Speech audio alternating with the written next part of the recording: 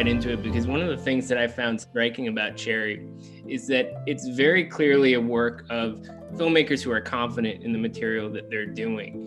In so many different kinds of tones that you're juggling, there's this constant sense of a direction and a clarity of vision in terms of what you're trying to do. And of course, it brings you back to your native Cleveland. So there is that return to your roots narrative that I'm sure you've spoken about extensively now. But I wanted to go back to the early days of Pieces as sort of a starting point and ask you about, as you were sort of coming out of film school and making your first feature, what kind of filmmakers did you see yourselves as? I mean, what was sort of the potential of the medium as you saw it at that point? Our biggest influences at the time was the French New Wave. We had cycled through commercial films in our earlier life, and when we got to high school, we both started taking AP film classes where we started to get into foreign film and more artistic films. And a huge influence on us at the time was Truffaut, was Shoot the Piano Player. The tone of that movie, this fatalism that combined both drama and really dark humor. It's this Pinteresque existential, point of view that he brought to everything, but also this penchant for experimentation. In a lot of ways, Cherry is a companion piece to Pieces. They're just 25 years apart. They're very similar in experimentation. They're very similar in style, and they both have similar structure. Pieces starts with a coda that's at the end of the movie that begins the movie, and then you follow the story until you get back to the ending. I should point out too that when we made Pieces, prior to going to film school. So that movie, we felt like we grew up a million miles from the film business. And movie making seems like a very far off idea. We didn't grow up playing with cameras. We grew up film lovers and film students, but we never thought about actually making a movie until we heard about Robert Rodriguez making El Mariachi. We saw El Mariachi, and we know that he wrote a book about his experience making it, and he claimed that he made the film for $7,000. Right. That was really a light bulb moment for us. We never imagined that you could make a movie for $7,000. All of a sudden, it seemed like that could be attainable to us through credit cards and begging, borrowing, and stealing. And that was really the sort of catalyst for us to start thinking more literally about actually making a movie and taking the baby steps toward that goal. And I think also that this dovetails nicely into the connection you made with Soderbergh early on, a guy who has really exemplified this sort of DIY spirit, creating his own production company, experimenting with distribution. It feels like there's a through line there in the Cherry story as well, in terms of the way that you set up this movie. So can you talk a bit about sort of that DNA and how it stayed with you as you did all these different kinds of studio projects? Because it seems like, this has been a couple of decades waiting to happen. Yeah, I mean, we have a very similar career to Soderbergh, just in respect to our roots and how we got to where we are. We were academics as filmmakers, as Ant said. We were students of film, not dissimilar to Steven. And, he was the sort of the golden boy at the time because, he started the Sundance craze with Sex, Lies, and Videotape. He started this mad dash to become the next great filmmaker who was being anointed out of, Anywhere USA. And that led to the Brothers McMullen and El Mariachi and a series of films where, filmmakers seemingly out of nowhere were becoming the next big thing in Hollywood.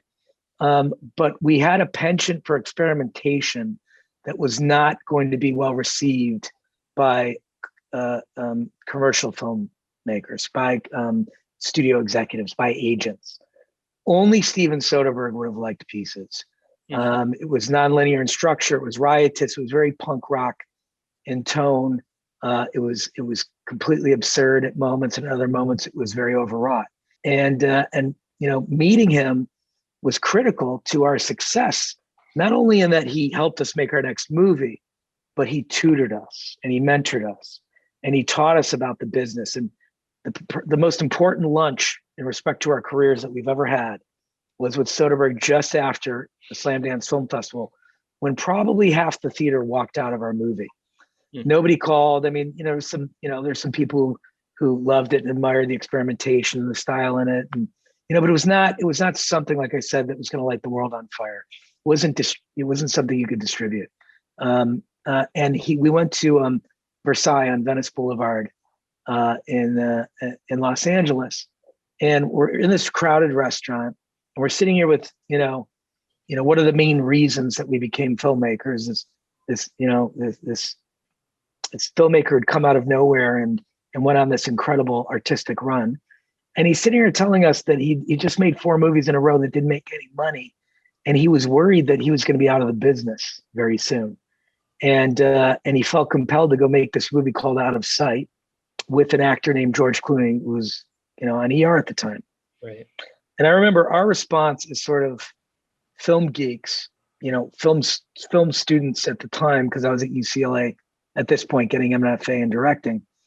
And our response to him was, why the fuck would you do that? Like, why would you walk away from this incredibly a creative streak that you're on in order to go make a commercial film?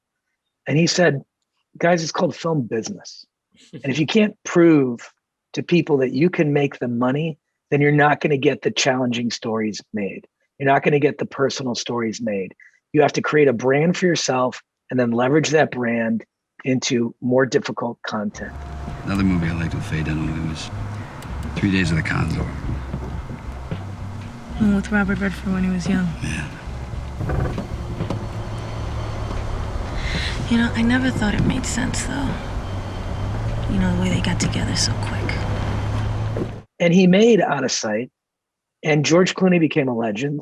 And it's probably, I would argue, one of Steven's best 3 films. And Anthony and I sat in the theater expecting disaster and walked out with our jaws on the floor going, that was incredible. And we learned a lesson, and we got out of our own asses and started our own journey. She's your date.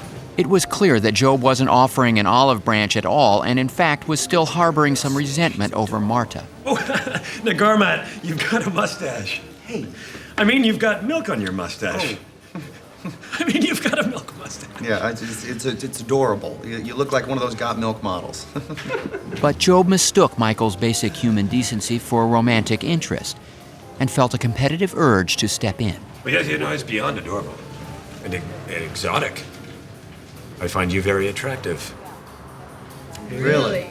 Voiceover, unreliable narrator, certainly feels like there's a connection there, but tell us a bit about the kind of storytelling aspect of Arrested Development and what it led you to in terms of understanding how to construct a narrative from that specific kind of.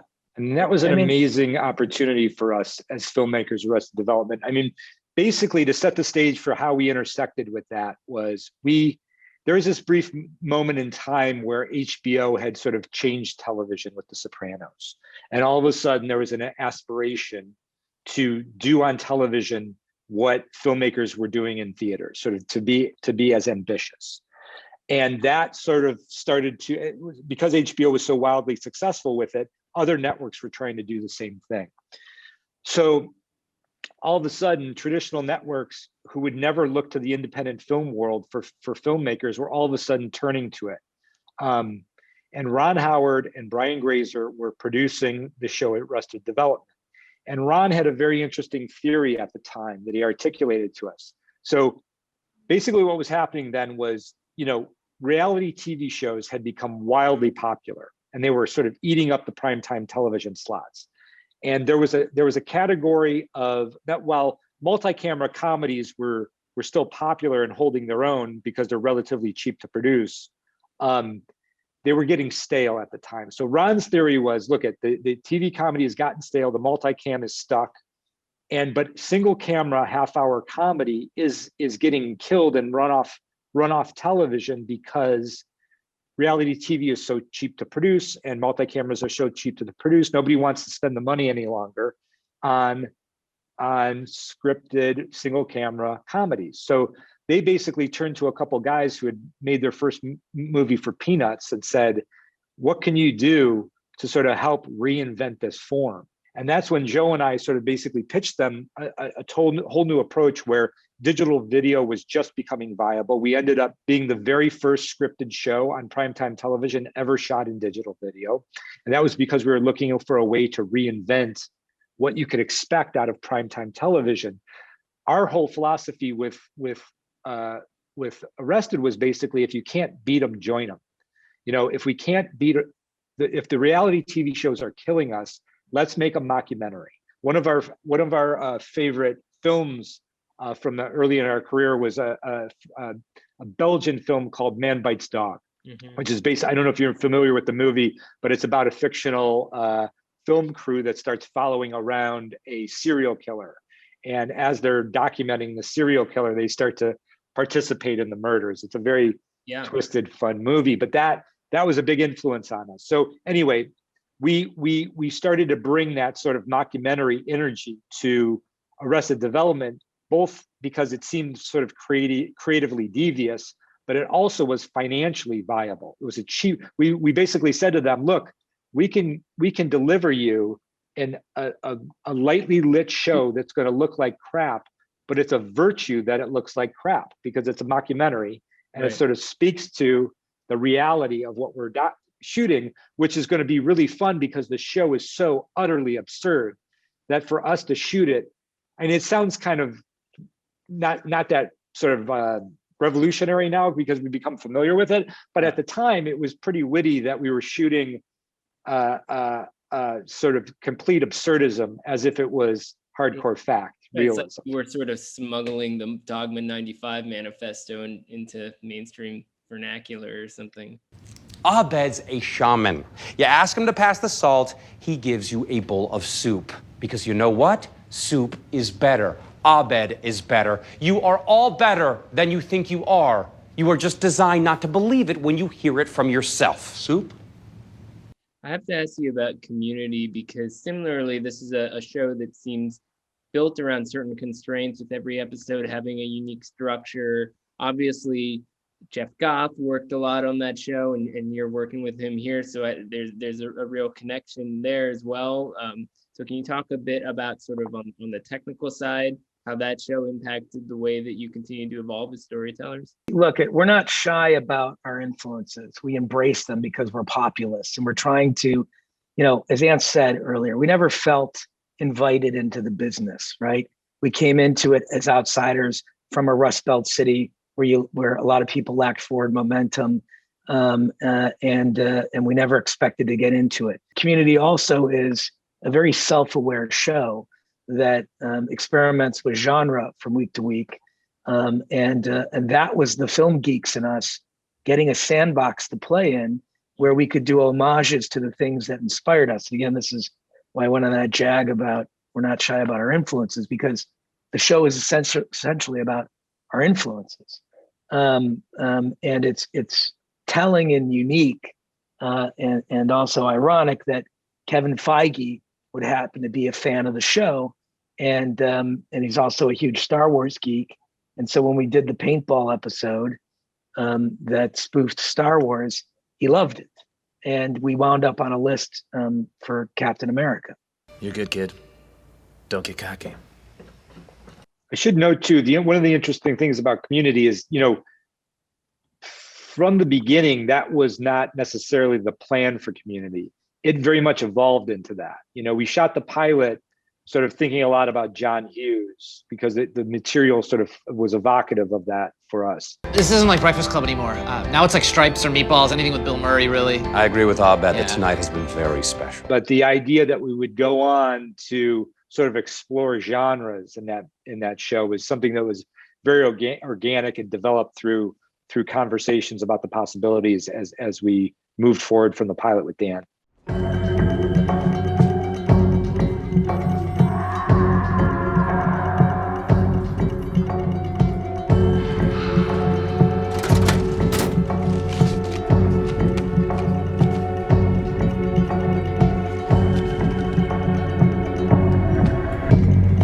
I want to bring it back to Cherry because another aspect of of storytelling that's very clear in this movie as something that shows the degree to which you are confident in your choices is how much you're willing to sort of change the rules on a recurring basis. I mean, breaking the fourth wall on some occasions, throwing shitty bank up there. I was thinking it's funny that you mentioned Truffaut, because that wouldn't look out of place in a Godard movie or something, you know, this kind of like anything goes spirit, anti-capitalism, whatever. We're following this character and we're in his headspace.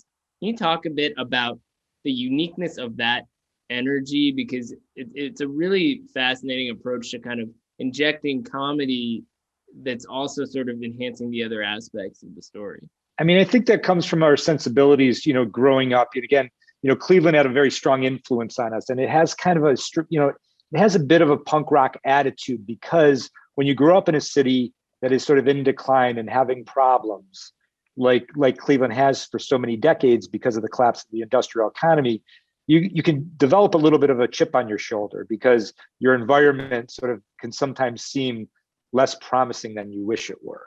And, you know, you develop a bit of an inferiority complex when your sports teams are constantly losing and the city's falling apart and it's being made fun of for that. So I think there was an irreverence that we developed from that time period. And for as much as we love film, we hate film. And, you know, and there's sort of like a relationship of us working out what we both love and hate about storytelling, about filmmaking, about life, in the process of us making movies. So I think that irreverence that you're talking about comes from that. It's like, it's sort of a hardcore critical eye that we turn on, not just the experiences of life, but like how we all consider the experience of life, how we think, how we collectively look at them together, and what the pattern of looking at them has sort of created. So I think, yeah, there's a lot of poking fun at things in what we're doing, but there's also a lot of love and celebration for those things at the same time. And it's the paradox of those two things, which I think is what is at the heart of how we approach storytelling in cinema. Avengers!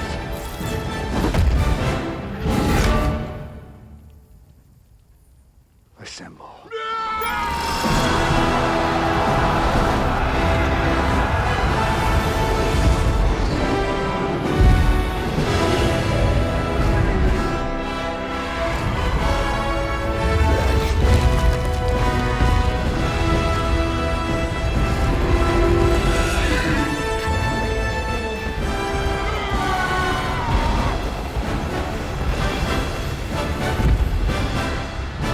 Obviously, you made a bunch of Marvel stuff. We've touched on that to some degree, and seeing that you're able to include, you know, a real sense of this is for some period of time a war movie, suggests that maybe you've gleaned a thing or two about what it takes to stage things on a larger scale, or at least make it look that way. So just how much did working on these vast blockbusters inform the way that you approached the different ways or the different moments in Cherry that do involve, you know, scale, whether it's action or war and so forth? Yeah, I mean, look, Cherry is a visual anthology, and it is broken into chapters, and those chapters are intended to be intensely subjective, each chapter. The book, what we loved so much about it was the subjectivity of the narrator and his abstract commentary on life. And it was gonzo. And we're looking for a way to translate that gonzo on screen.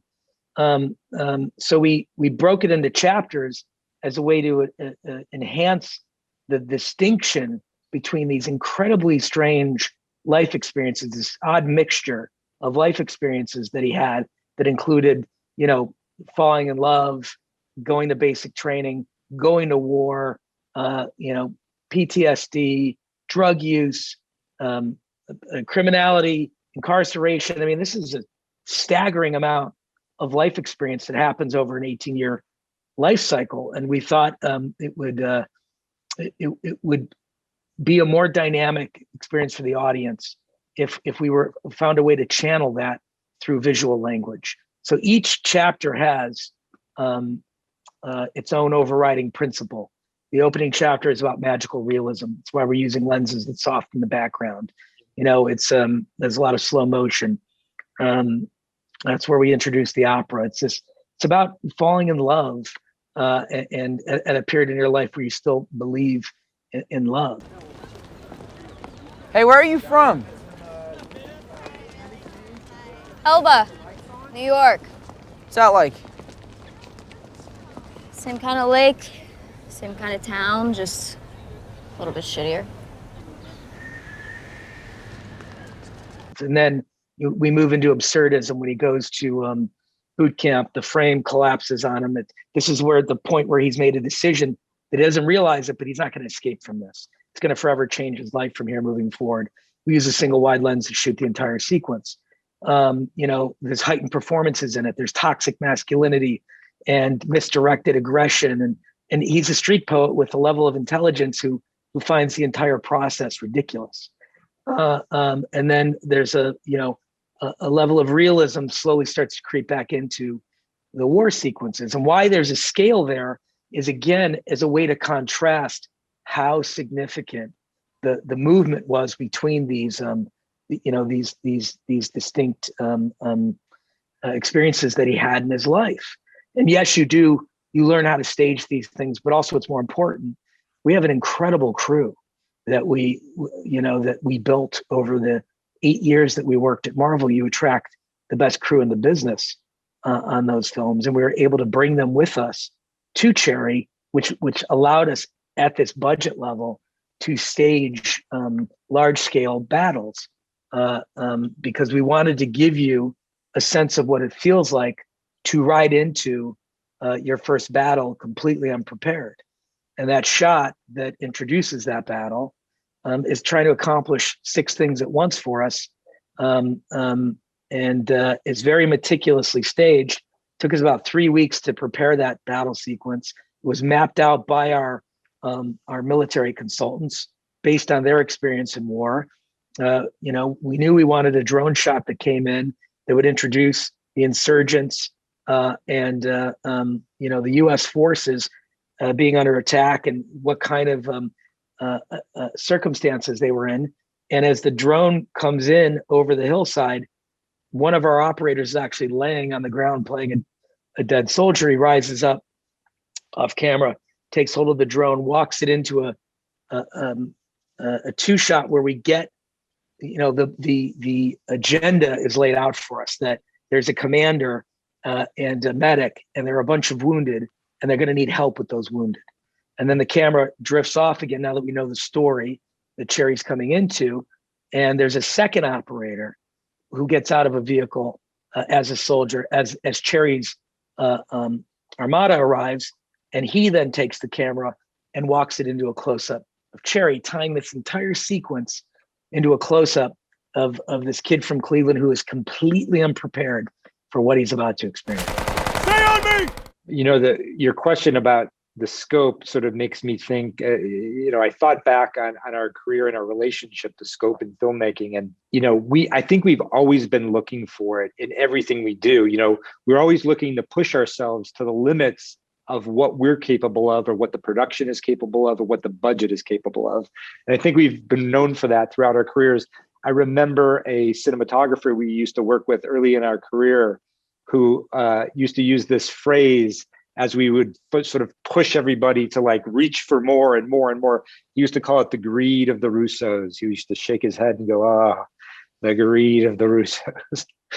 Well, the greed of the Russos certainly paid off in the last couple of movies. I'm sort of wondering about the way in which experiencing the insanity of the MCU informed your approach to storytelling, given that you, for a long period of time, had to be aware of so many different strands of narrative that were in the air. I mean, I have to assume that they were telling you things that they wanted to do in other movies that you weren't going to direct. So what does that do to you as a filmmaker to have that kind of experience? That was fascinating, by the way, because again, Joe and I are always turned on by, again, looking back, 2 guys a million miles away from the film business decide to make a movie. That was exciting for us. Or, Ron Howard says we need to reinvent what the half-hour TV comedy can be. That's exciting to us. in the same way, the Marvel Cinematic Universe, that massive experiment in serialized storytelling going on at the highest level of feature film, tentpole feature filmmaking, was fascinating to us. And again, Joe and I are not afraid of collaboration because we are a collaboration. That's the essential experience that we have as filmmakers with one another. So the idea that we had to collaborate with a narrative that was sort of being influenced by producers like Kevin and his team and other directors who were sort of directing other corners of the universe and other characters, that didn't intimidate us. That sort of fed us and fired us on a creative level in terms of what was possible. So that grand experiment was like, it really fed the sort of like that sort of riotous sweet tooth that we have to mix things up, tear things up, be irreverent to what people can expect from a feature film. Because we were able to do things in those films that you could never do normally in a non-serialized storytelling. In our first effort with Captain America Winter Soldier, our whole goal for that movie was to take this sort of golden age Captain America that they had launched in the first Avenger and turn him into an insurgent, put him against, force him to turn against the government that he was so intent on serving. With Civil War, we said, okay, let's split the Avengers up and destroy the relationship between Tony Stark and Steve Rogers.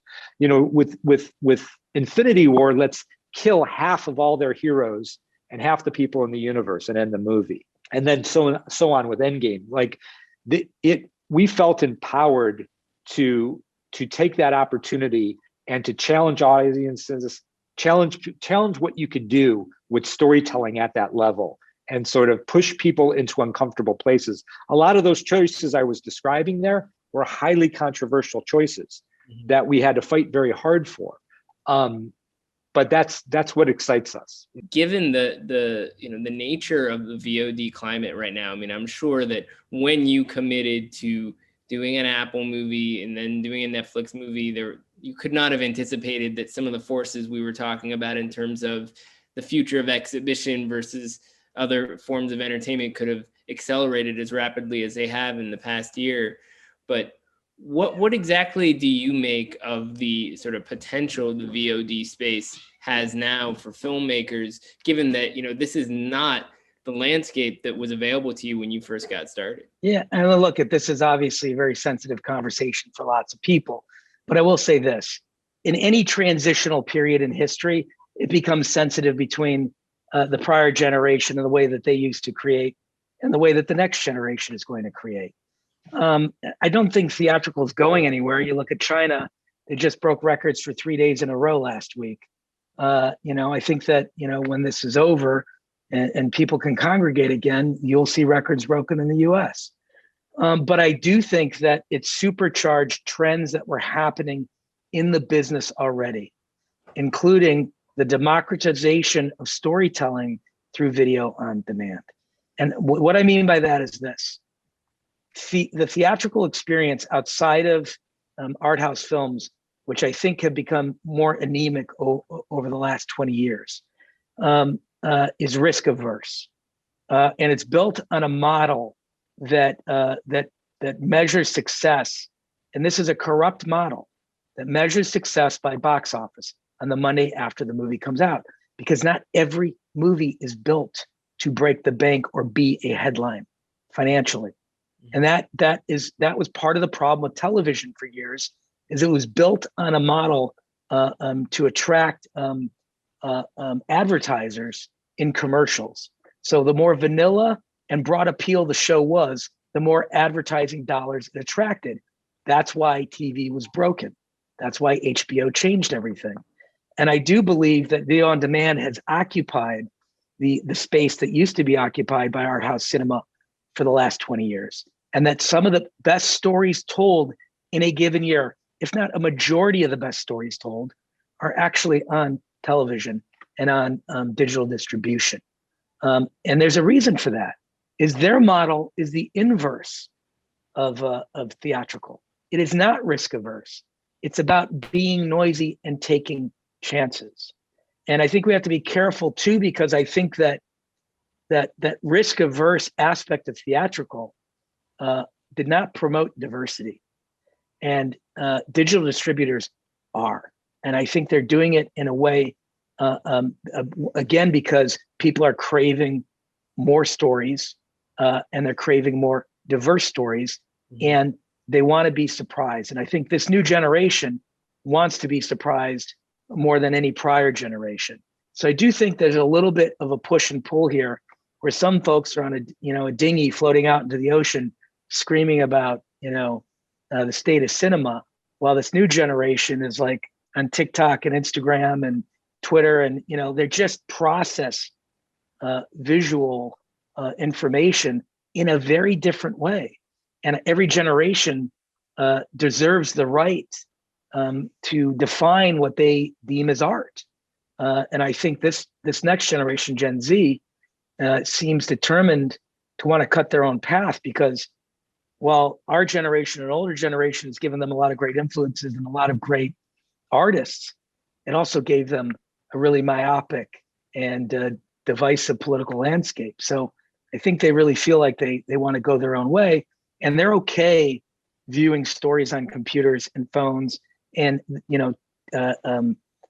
televisions, and so we can't stop that, but what we can do is help them discover what's important to them and help them tell stories that have meaning. Yeah, and off of that, I have to ask you about some of the projects that you've been producing. I mean, the Daniels and what they did with Swiss Army Man and the videos they did are truly next level in so many ways. And Relic was one of the great horror movie debuts of the last couple years. So what can you tell us a bit about sort of what you're looking for in terms of the filmmakers you want to support who might be in a similar situation to one that you were at a couple of decades back? Our whole approach to it is, again, this was inspired by Steven Soderbergh in terms of the way he supported it. Like, by the way, Steven Soderbergh helped many filmmakers early in their careers sort of find roads forward, not just us. It's remarkable how much help he extended to a variety of filmmakers. So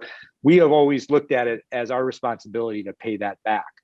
And it is our unique responsibility, both as directors and now as producers, to get things through the system that wouldn't get made otherwise. That's what we look like. That's how we think of ourselves, that we're uniquely positioned. And coming off that Marvel run, coming off Avengers Endgame, we were uniquely positioned to direct financing into movies that may not have gotten it otherwise. One of the things we're most proud of, which was our company is called AGBO, and one of the very first movies we produced was a movie called Mosul. It was based on a New Yorker article about a SWAT team in the city of Mosul that helped resist the ISIS invasion of the city. And it was a very hard-hitting movie. Everybody in this SWAT team, ISIS had overwhelmed Mosul. Everybody in the SWAT team had to, in order to be a member of the SWAT team, you either had to have had a family member killed by ISIS or you had to have been physically wounded by ISIS. So it was a very driven group of people. So we decided to make this movie, and the way we made it, in partnership with Matt Carnahan, who wrote and directed it, was we made the movie entirely in the Arabic language. We made it with all Middle Eastern actors. The heroes of this movie are Middle Eastern actors speaking in Arabic, and many of the actors that we cast in those roles told us they had never played a non-terrorist before in their lives as actors. That movie. What company could get a movie made in Arabic where you're doing spending a good budget on a war film, where the Middle Eastern, the Iraqis are the heroes.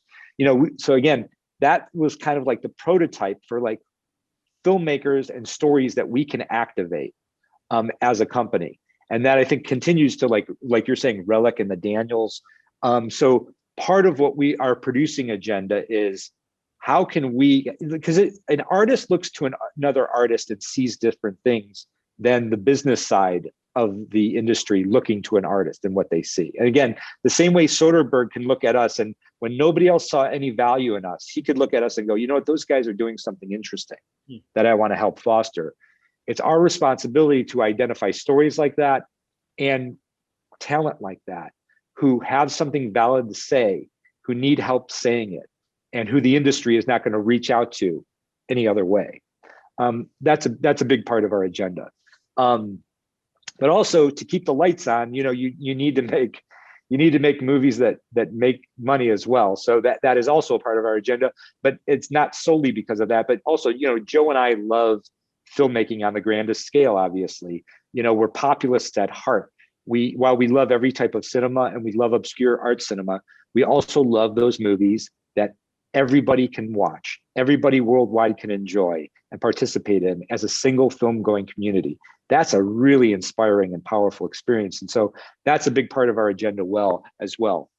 The other thing off of that I wanted to ask you about was the specific resonance of your work. And you spoke to this a bit in supporting a project like Muscle, but I was actually thinking about the fact that you've made a movie that on some level is about, shining a light on the legitimate challenges that veterans with PTSD have in American society. There's almost an implication by the end of the movie that the going to prison actually might help somebody turn their life around more than the institutions that are in place to help them in other ways.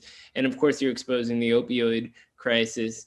But I've been seeing this streak in your filmmaking for a long time. I mean, I remember watching the end of Infinity War in the wake of the 2016 election, and this idea of the gut punch where you realize not every story has a happy ending just felt so resonant, even if it was contextualized in something totally out of this world.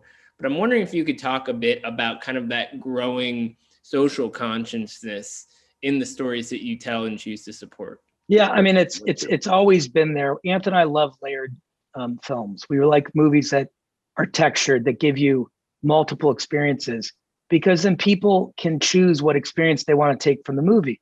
You may be there just for the storytelling. You may be there just because you think the lead actor is attractive. You may be there because you love thematics. You may be there because you're a student of film and you love you love the DP. There's a million reasons that you can walk out of a film and be inspired by it. And the most robust movies give you multiple experiences that you can take away from the film. So we always try to layer in commentary because it's an important part of it. Some people watch storytelling for commentary because they want to be inspired, or they want to think, or they want to be challenged, or they want to be presented with a new idea. There's social commentary all over Arrested Development. It's an indictment of the upper class, the show. There's social commentary all over Community. Happy endings. I think, I really applaud David Cast, who created that, because I thought that show was ahead of its time, and it seems to be garnering the same kind of love that Community is now getting years after it was on the air. At some point, someone will write an article about, how Anthony and Marcus and McFeely are inherently political individuals who would sit in the writer's room and talk about politics and all the anxieties that we felt about, what we thought was affecting our country at the time. And we infused that in those films in a way to try to inspire people to do the right thing. And we know how powerful a tool media was. So, when people look at those films and all they see are commercialism, they're really missing the essential parable, which you pointed out, which is, that film was about the good guy doesn't always win here. Bad things can happen. But the companion piece to it, Endgame, showed you that with great sacrifice, you could stand up for the right thing and you could change the course of history. Now, as we get older, the themes may start becoming more apparent as we're pushing them forward more. We're in a period with AGBO where we were using all the brand capital from the Marvel movies to get really challenging films made. We're working on a film with the Obamas called Exit West about the refugee crisis in the Middle East. We're working on a movie about Cambridge Analytica and how micro-targeting voters and misinformation has shifted the balance of power in the Western world and put it on the brink of collapse in a 4 to 5 year period. the power of social media. So, there's certainly, I think as the world gets more anxious and as we get more anxious about the direction it's heading in, I think we may be, pushing those themes a little more intensely out there, but we're also want to be careful because, we want to be inclusive.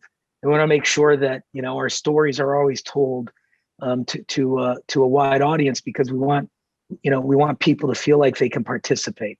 And that's a critical component of who we were growing up in Cleveland when our father was essentially a socialist Democrat who was donating half of his salary to charity and, was an activist in the city along with Dennis Kucinich when the city was going bankrupt because, and this is, where we get our distaste for institutions from.